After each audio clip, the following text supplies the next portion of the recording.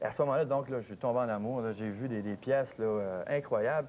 Et on peut en voir présentement aussi quelques pièces qui sont de la collection. Ouais, ça, c'est une très belle pépite. Une pépite d'or ici. C'est de l'or, ça? Oui, ça, c'est de l'or, oui. Trouvé au Québec? Là, définitivement, oui. C'est la mine Sigma à Val-d'Or. C'est une pièce unique d'or. Je pense qu'on peut voir ici l'or qui est d'une pureté incroyable. C'est de toute beauté. Et Daniel, avant de faire cette découverte-là de votre trésor avec Fista, est-ce que vous étiez au courant du club de minéralogie ou c'est venu par non, c'est enchaînement? ça. C'est un processus d'enchaînement qui s'est fait avec des recherches à Montréal même. Moi, je voulais savoir qui pouvait identifier des pierres ici. Premièrement, je ne savais même pas qu'il y avait ça existait, les cristaux, la minéralogie, toutes les formes qu'on peut voir. Et là, rendu sur place, là, on tombe en amour. C'est comme une folie. C'est comme une chasse au trésor. C'est ce que j'expliquais à la recherchiste. Il paraît que vous êtes un peu plus maniaque, vous êtes même fou de ça. C'est qu'en réalité, on pourrait penser qu'il s'agit d'un hobby, mais on vient à un moment donné à développer une passion. Donc, c'est que chaque minéral cristallise sous une forme géométrique très précise. À ce point-là? Ah oui. Donc, c'est pas accidentel, ça, là. Ah non, c'est tout à fait logique, c'est déterminé, c'est pratiquement, on pourrait dire, d'une logique mathématique. Ah oui? Et on peut voir ici là, une pièce de gypse qui vient d'Australie, un gypse sélénite. Est-ce que vous êtes rendu maniaque à ce point que vous vous promenez pour avoir d'autres sortes? Définitivement, Ah, oui? définitivement. C'est qu'on ramasse... Moi, c'est sûr que je collecte au Québec. OK. Il y a des sites particuliers avec le Club de minéralogie de Montréal où on peut avoir accès à ces sites-là et ainsi accéder à certaines veines où on peut retrouver des minéraux. Il paraît que le sol québécois est riche et son sous-sol aussi. C'est de toute beauté. Au Québec, on retrouve des endroits là, où l'accès, avec des permissions avec le club, on peut accéder à des sites de travail, de dynamitage, et on peut retrouver des veines cristallisées. On retrouve des belles pièces comme ça. Et il y a une exposition en fin de semaine. Définitivement. L'exposition qui se retrouve à l'aréna du Mont-Saint-Antoine, près d'Honoré-Beaugrand, Sherbrooke, la ville d'Anjou, qui a lieu aujourd'hui, demain et dimanche, donc le 3, 4 et 5 mai. Et à cet endroit-là, on va retrouver plus de 70 exposants avec des minéraux d'à travers le monde. Il y a des marchands, en fin de compte, toutes les sciences de la Terre sont représentées. Expo et marché, parce que la minéralogie, ça couvre plusieurs secteurs d'activité. Exactement, autant les fossiles que la pétrologie, la gémologie, en fait, tout est là. Et il y a une particularité cette année, on a aussi la chance d'avoir la plus grande collection de pierres précieuses en provenance du Québec. Ah ouais? Donc des pierres taillées, facettées, un peu comme des bijoux, mais ce sont des minéraux du Québec. Ces pierres précieuses-là, on les appelle comment? Ah, bien sûr, il y en a des centaines, là, mais on peut parler justement de la catapléite, qui est un minéral exclusif au Québec qui se retrouve taillé, facetté, un peu comme un bijoutier peut le faire. Là. Ça doit être le fun en famille de faire ça, une petite chasse au trésor. C'est merveilleux. On vous voit en fin de semaine, donc, à l'Aréna du Mont-Saint-Antoine? Définitivement. Merci beaucoup, Daniel. C'est moi qui vous remercie. Passez une bonne journée, bonne fin de semaine. Déjà 8h19. C'est presque de l'or en barre. Touchez pas à ça, les garçons. Collection privée, ça. 8h20, au retour, on accueille Valérie Letard. Pas à ce qu'une femme... Il a 34 ans et au dire de sa femme, c'est un hyperactif qui ne fait pas les choses à moitié. Depuis 3 ans, il se passionne littéralement pour la minéralogie. Bonjour, Daniel. Bonjour. Est-ce que tu es d'accord avec la définition de ta femme? Oui. C'est elle qui nous a dit ça, hein? Oui. Écoute, tu fais plein de choses. Tu es entraîneur d'une équipe de filles au soccer. Tu écris des pièces de théâtre. Exactement, tu fais plein de choses. Et là, tu as trouvé le temps de t'intéresser aux minéraux. Oui, ça, c'est ma grande passion. Pourquoi? Bien, tout simplement pour la beauté. C'est une richesse que les gens... C'est rare, on ne voit pas ça comme ça tous les jours. Là. Et les formes géométriques, la richesse des couleurs... et naturellement, juste le plaisir de les trouver. Ouais. C'est déjà quelque chose, là. C'est comme un peu comme quand on est jeune, puis on trouve une belle roche, puis on la met dans ses poches, là, puis on la garde. Là. Ça, c'est un trésor, ça. Oui.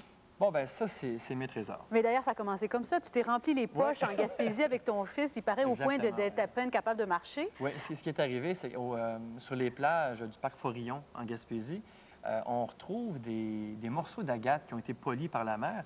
Et aussi, on retrouve des petites pierres transparentes qu'on pense être des saphirs, mais ce sont des pierres bleues transparentes ou des pierres vertes transparentes. Et avec mon fils, on pensait avoir trouvé le trésor. Là. On en a ramassé une journée de temps, on était plein. Là, puis là au centre d'interprétation de la nature, naturellement, on a fait rire les gens qui étaient là-bas parce qu'ils ont dit, écoute, c'est des bouteilles de lait de magnésie Philips qui ont été érodées par les marées, que les marins ont jetées à la mer en passant dans le fleuve Saint-Laurent. Ben voyons donc. Ben oui, fait que là, écoute... Puis les petites pierres vertes, c'était quoi? Des bouteilles de 7-Up, qu'on appelle, bouteilles vertes. Là. Ben voyons donc. Ben, et puis quoi, après 10, 15, 20 ans, ça se retrouve c'est dur sur à la définir. plage? C'est le roulement des vagues qui va polir la pierre, qui va la polir, tout simplement. Puis ça la rend très, très belle. C'est très beau, là. Sauf que c'est du verre, là, tout simplement. Ça n'a pas tellement de valeur. Mais Non. les agates que tu avais trouvées, c'était de véritables agates? Ça, oui. Mais là, à ce moment-là, je ne savais pas c'était quoi. OK. Puis en revenant à Montréal, quand c'était mouillé, c'était de toute beauté. Quand séchant, ça perdait un peu de sa couleur. Donc, je cherchais un endroit qui pouvait me conseiller quoi faire avec. Ouais. C'est à ce moment-là que j'ai découvert le Club de minéralogie de Montréal.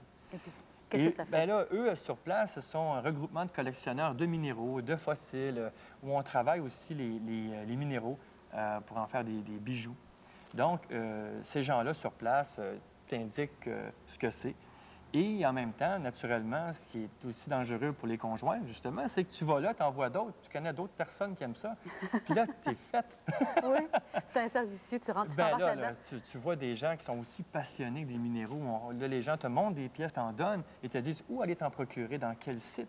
Mais oui, tu me disais qu'un des meilleurs sites en Amérique du Nord, Oui. c'est ici tout près, c'est le Mont-Saint-Hilaire. Exactement. Oui. J'en reviens pas qu'on retrouve, quoi, 300 sortes? Plus de 300 sortes de minéraux différents et aussi des minéraux qui ne sont pas encore connus, ne sont même pas encore identifiés. Ben Des voyons nouvelles donc. formes minéralogiques inexistantes. Mon Dieu, on voyage sur Internet, on communique avec le monde, puis il y a encore des Ça, minéraux c'est tout près. qui sont dans le sol, en dessous de nos Oui, pieds. tout près. Et ben, ça, c'en est un ici, là. Je voulais vous montrer tantôt. Oui. C'est de l'agérine. C'est un des minéraux qu'on retrouve, les espèces de fer de lance noir, là, qu'on retrouve à Saint-Hilaire. C'est pas évident d'en trouver, naturellement. Là. Ce sont des minéraux assez rares. Mais quand même, avec le club de minéralogie, on peut participer à des expéditions sur place. Parce que le site est quand même interdit, là, à moins d'être invité par le club. Et il y a des gens qui vous aident à trouver ça. Bon, alors, comment tu procèdes, là, parce que ça ne pousse pas dans les arbres? Comment tu Non. fais pour trouver ça, Parce que tout ce qu'on a ici, là, c'est toi qui as... Pratiquement tous. Quelques-uns, ce sont des échanges. Certaines pièces. Bien, ça fait partie un peu plaisir. du plaisir, c'est d'échanger. Des minéraux qu'on va retrouver ici ne se retrouvent pas nécessairement en Australie. D'accord, C'est ce qui nous permet de trouver des pièces, là, de faire des échanges Oui. à travers le monde. très bien. Alors, comment tu procèdes? Bon, bien, comment on procède? C'est très simple. On va dans des sites minéralisés. Donc, ça peut être des coupes de route. Ça peut être des carrières, après avoir eu l'accès, naturellement, par les propriétaires. Il faut être bien vêtu, protégé. C'est très dangereux. Habillé en prospecteur? Ben, la fameuse bottine de cap d'acier était nécessaire, le casque, les gants, les lunettes, les outils, naturellement. D'accord. Et sur place, si on peut, moi je pourrais expliquer ça, c'est que souvent dans la pierre, c'est le roc qu'on voit.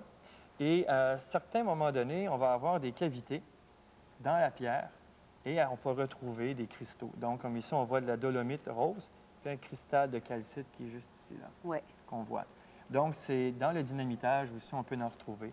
Et là, naturellement, c'est là que devient la piqûre, c'est qu'on veut trouver mieux.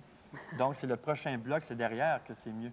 Puis on tasse l'autre, puis là, bien, ça continue. Puis c'est là que la journée passe, la semaine, les années, puis ça finit plus. Et toi, tu te rends là plusieurs fois par semaine? Oui, moi, dès que je peux.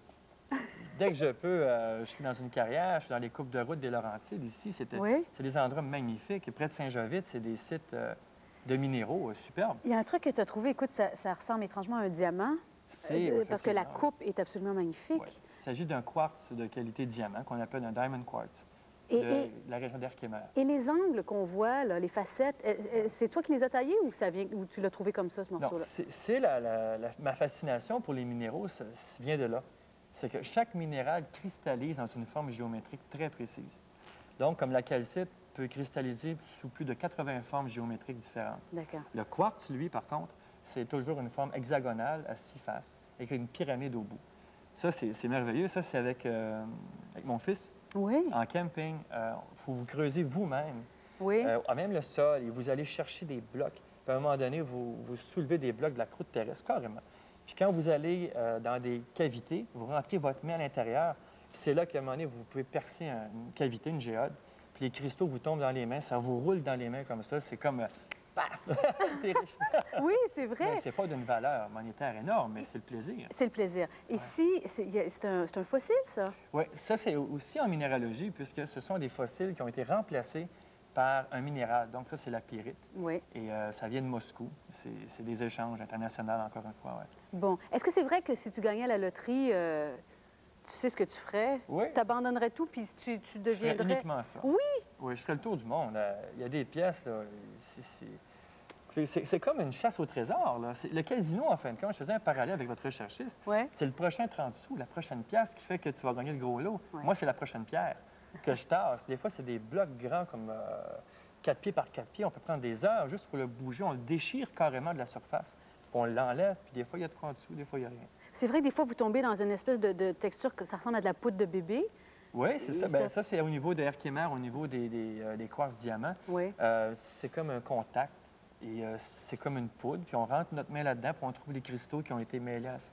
Il y a une grosse pierre à côté de toi. Oui. Le mauve, je me dis que c'est de l'améthyste. à peu Oui, près. vous voulez que je vous l'apporte ici? Non, non, vous on va pouvez la laisser laisser. là, Oui, ouais. on va aller la chercher avec la caméra. Ben, je sais pas, ça a l'air assez lourd. Ça a été trouvé où? Ça vient du Brésil. C'est de l'améthyste. C'est une partie d'une géode qu'on retrouve là-bas. Mais ça, on peut faire des bijoux avec ça. Ce sont des pierres semi-précieuses, Oui, des améthystes. Effectivement, oui. Tous les quartz, à peu près tous les minéraux qui sont gemmes et de qualité gemme, donc ce qui veut dire transparente, Oui. limpide, Oui. peuvent être taillés. Il y a une autre chose très limpide. C'est quoi? Le topaz ici en avant? Oui, ça, c'est un cristal de topaz Oui. qu'on peut voir ici. Là. Attendez, on va le Bien montrer. sûr. Et ça, bon, est-ce que c'est d'une qualité pour faire un bijou? Non, là, on peut voir qu'à l'intérieur, on Ah bon? voit des petites failles. là. Oui. Donc, il n'y a pas de qualité pour être taillé, mais par contre, au niveau collectionneur, il y a une forme géométrique qui est parfaite. La forme est magnifique. Exact, oui. Mais il paraît que c'est tellement dur, toutes ces pierres-là, qu'on pourrait, briser Tailler le verre, oui. tailler le verre avec ça. Naturellement, oui, parce que les minéraux, il y a des minéraux qui sont plus tendres, Oui. et des minéraux qui sont très durs, comme le diamant, qui était le summum, là. Et la dureté, la plupart des cristaux sont plus durs que le verre. On peut les tailler Oui. comme un crayon. Le bleu qu'on a vu tout Ah, à oui. l'heure, là, Magnifique. Bon, Très beau. ça vient d'où? Oui, ça, c'est un échange que j'ai fait avec les gens du département de génie minier à Oui. l'École polytechnique de Montréal. Il s'agit d'une calcantite. C'est un minéral qui est créé en laboratoire. Non pas le minéral, pardon, mais bien la cristallisation est refaite en laboratoire. Mais pourquoi on voudrait faire des minéraux en laboratoire? Bien, afin d'étudier le fonctionnement, pour le croissement des minéraux. Ils font des études, eux, sur... Parce qu'on découvre des nouveaux minéraux toujours. Et on se pose encore des questions sur le pourquoi, comment, pourquoi cette forme-là, pourquoi pas une autre. Et ça, le noir, là, le tout noir, il y a quand même des reflets bleutés c'est de dedans. toute C'est beauté, magnifique. Il s'agit d'une pièce qui est fabriquée en usine. On s'en sert pour créer des abrasifs. Donc, des lames de scie, c'est presque aussi dur que du diamant. Donc, on peut s'en servir pour tailler de la pierre, pour C'est tailler... fascinant. Mais il y en a partout chez vous dans la maison? Malheureusement, oui. Oui, il y en a par terre, il y en a sur les murs, dans les étagères, il y en a... Dans le cabanon? Ah, c'est plein, c'est plein. Dans la voiture, il y en a encore. Il y a celle-ci là, que je tiens à vous montrer, Oui. puisque c'est un grenat essonite. C'est une de nos plus belles pierres qu'on peut qualifier de pierre précieuse du Québec, Oh, qu'on retrouve dans les mines d'amiante, dans la région de Thetford Mines, Oui. à Asbestos. On peut en avoir du vert, on peut en avoir toutes sortes de couleurs. C'est une qualité de minéral absolument superbe. bien, écoutez, vous êtes un vrai passionné. Merci beaucoup, Daniel Comtois. Bien, c'était un plaisir, c'est moi qui vous remercie. Après la pause, nous allons recevoir l'écrivain Yves Beauchemin qui nous raconte une histoire vraie. Restez avec nous.